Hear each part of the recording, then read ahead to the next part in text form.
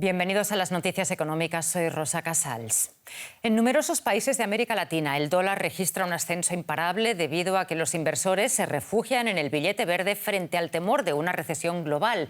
Esto también presiona a la baja a las bolsas de valores latinoamericanas que registraron marcadas caídas en los últimos días. La depreciación del peso en algunos países tiene que ver con factores de incertidumbre local. En Chile, ante todo, por el plebiscito sobre una nueva constitución que tendrá lugar el 4 de septiembre. En Colombia, reaccionan así los mercados al triunfo de Gustavo Petro el pasado 21 de junio. Mientras que en Argentina, las restricciones impuestas para la compra-venta de dólares en el mercado oficial han disparado la cotización de la divisa estadounidense. Y en México, el peso alcanzó su peor nivel desde marzo, arrastrado por la incertidumbre ante una recesión en Estados Unidos. Vamos ahora en busca de más datos y detalles para conocer mejor el trasfondo de esta apreciación del dólar en la región. Conversamos en Santiago de Chile con Michelle Labé, economista jefa de la asesoría Dominus Capital. Señora Labé, ¿qué tal? Muchos saludos. En cada país hay causas distintas que están provocando el ascenso del dólar, pero parece que el denominador común es la incertidumbre económica o el miedo a una recesión. ¿Está justificado este temor o es más un efecto contagio?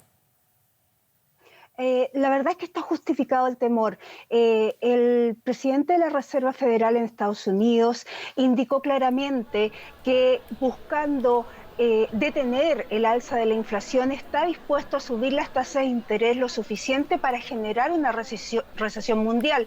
Noticia que fue ratificada por la presidenta del Banco Central Europeo. Por lo tanto, hay justificación al temor de los mercados a que las alzas de tasa de interés, tanto en Estados Unidos como en Europa, sean bastante más fuertes de lo esperado, y eso ha llevado a que países, especialmente los países emergentes que son más inciertos, que tienen más incertidumbre, terminen con sus monedas más depreciadas.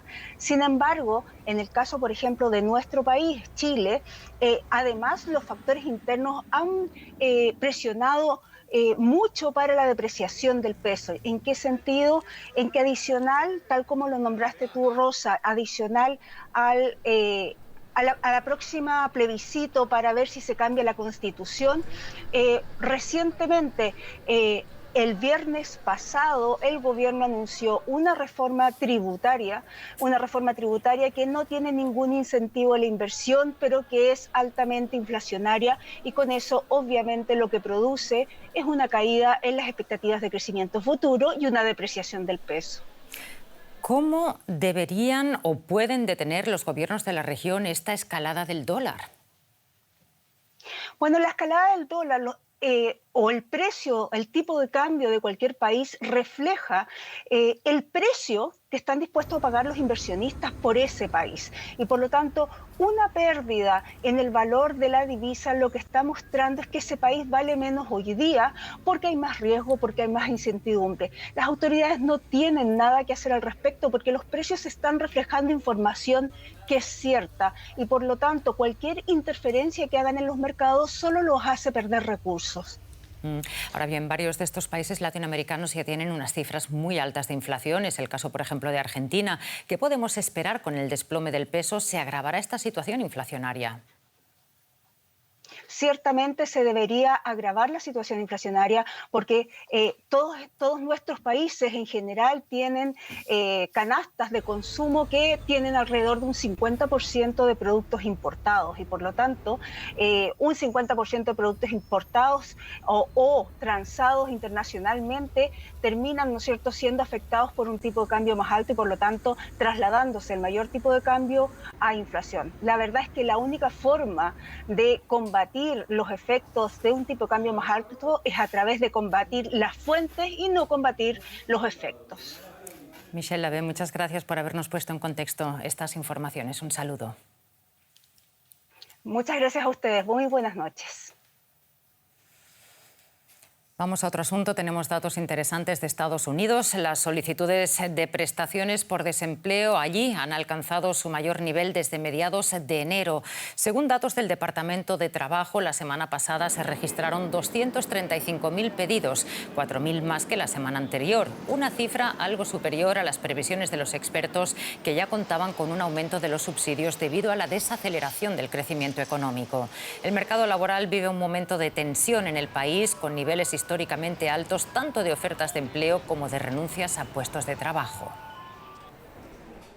Pues parece que la demanda de mano de obra se está desacelerando, ya que el agresivo endurecimiento de la política monetaria por parte de la FED aviva los temores de una recesión. Un asunto que analizamos con nuestro corresponsal allá en Nueva York, Jesús García. Muchos saludos, Jesús. ¿Qué nuevas señales aumentan el miedo a una recesión en Estados Unidos? Bueno, hay varios indicadores, entre ellos incluido el amago de la Reserva Federal de incrementar las tasas de interés nuevamente en el segundo semestre de este año, y es una política agresiva que están siguiendo varios países, incluso de Europa, y que lo hemos visto también en Australia. Además de ello, esta semana hay dos señales que no pueden pasarse por alto. Una que has mencionado correctamente, que es este incremento de las solicitudes del seguro de desempleo, que aunque podría ser mínimo para algunos, son 4.000 adicionales a los que se había registrado en la semana previa. Sin embargo, es un indicador que no es nada alentador para el gobierno del presidente Joe Biden, que ha estado presumiendo el empleo como uno de sus mayores logros. También está el aumento de la tasa de hipoteca fija a 30 años, que ahora se fijó a 5.3%. El incremento también es mínimo, sin embargo, ha sido sostenido en las últimas semanas. Y, por ejemplo, Sam Carter, economista jefe de Freddie Mac, una financiera que trabaja directamente con inmobiliarias, indica que esta señal es evidentemente un temor de recesión en los Estados Unidos. Bueno, y Jesús, lo más importante, ¿qué planes tiene o está implementando ya la administración Biden para enfrentar estos temores de recesión?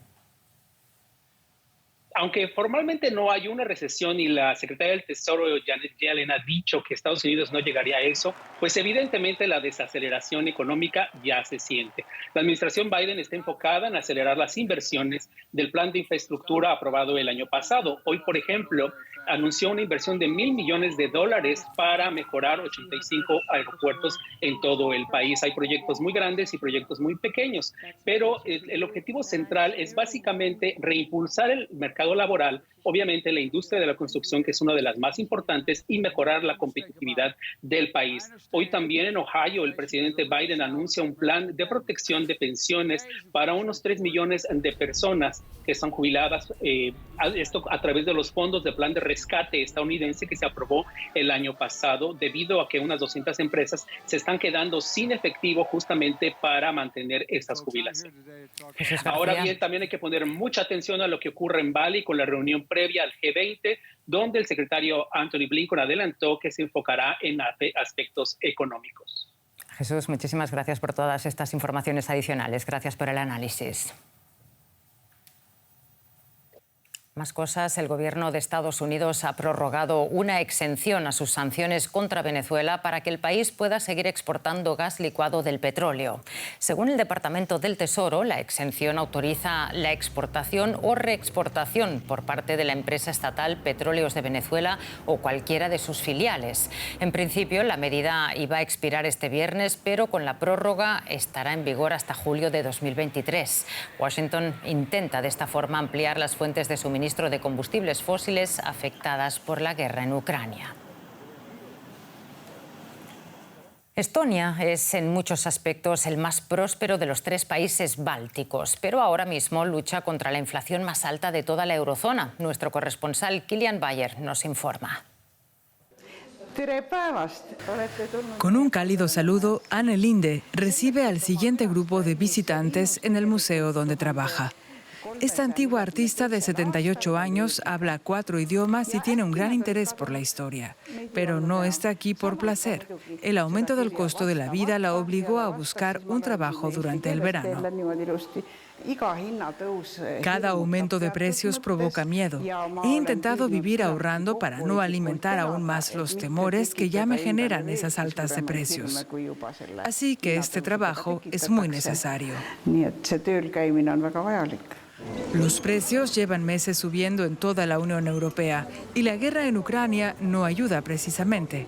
Estonia se sitúa por encima del resto. La inflación se disparó por sobre el 20% en mayo de 2022. El sector de la construcción se ha visto especialmente afectado. El alza del costo de la energía y las sanciones por la guerra han encarecido los materiales de construcción. Estos trabajadores están construyendo un complejo de edificios de 150 millones de euros en el centro de Tallinn. Su precio ha subido considerablemente.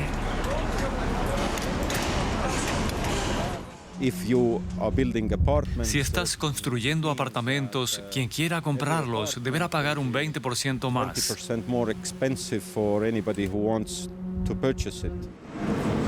El Banco Central de Estonia espera que la inflación baje en 2023, pero advierte que los precios al consumidor seguirán siendo altos en los próximos años. Por el momento son los pobres los que más sufren, porque este tipo de gastos abarcan una parte mayor de sus ingresos mensuales. Personas como Anne Linde. Ella no se beneficia del aumento de los salarios porque recibe una pensión del Estado. Esto significa que su renta disponible no cambia, mientras que el precio de la vida sí sube. Ha tenido que hacer ajustes. No puedo comprar alimentos caros. Tengo que mirar precios, especialmente la mantequilla. Las diferencias pueden ser muy grandes, pero no quiero dejar de comer mantequilla. Anne Linde dice que intenta comer menos y consumir la menor cantidad de electricidad posible. Si bien espera que los precios bajen algún día, por el momento no le queda más que apretarse el cinturón. Y antes de irnos, les contamos que durante la reunión de ministros de Relaciones Exteriores del G20 en Bali, los cancilleres de Argentina y China mantuvieron un encuentro de trabajo en el que la nación asiática manifestó su apoyo formal al ingreso de Argentina en el grupo BRICS. Y con esto nos despedimos. Gracias por su atención y hasta la próxima.